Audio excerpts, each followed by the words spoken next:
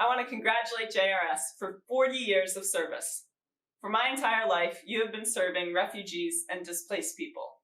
I competed at the 2012 and 2016 Olympic Games.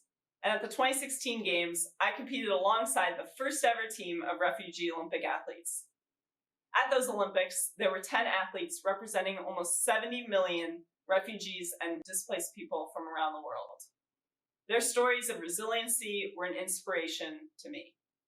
Dying to Live is a book filled with stories like theirs, and tonight I'm honored to share one of those stories with you.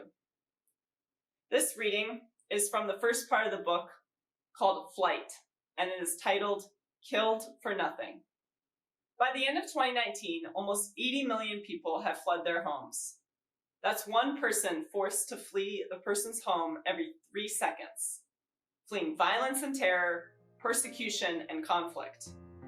This is Safia's story of fleeing. Many people left their homes, never to return, when the war arrived on their doorstep. Safia, who lived in a neighborhood on the southern outskirts of Damascus, tells her story. In 2012, fierce fighting in the thick of the district's residential areas forced some 400,000 people to run away in the space of a few days. Safia was one of them. One day, the entire neighborhood was bombed, she said. I ran out of our home, and suddenly I was stepping on dead bodies in the street. People were calling us to go on vans to leave. Then the death of Samir, her neighbor's son. Samir was hit. His mother was crying and holding him as he fell. We were calling her to come to the van. She was crying and screaming. I can't forget this. Samir was killed for nothing. He was so young, just a very nice boy. Everyone loved him. Those bodies on the ground, when I rushed out of the house, were the first I had ever seen.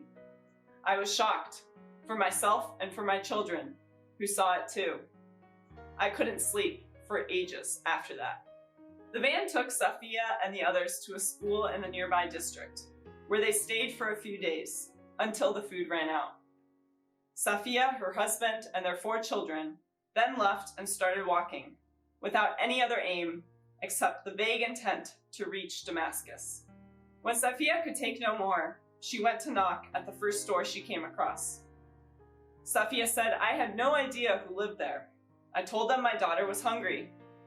They invited us inside, asked us where we had come from and what happened, and they gave us food. They took nothing from us, no money.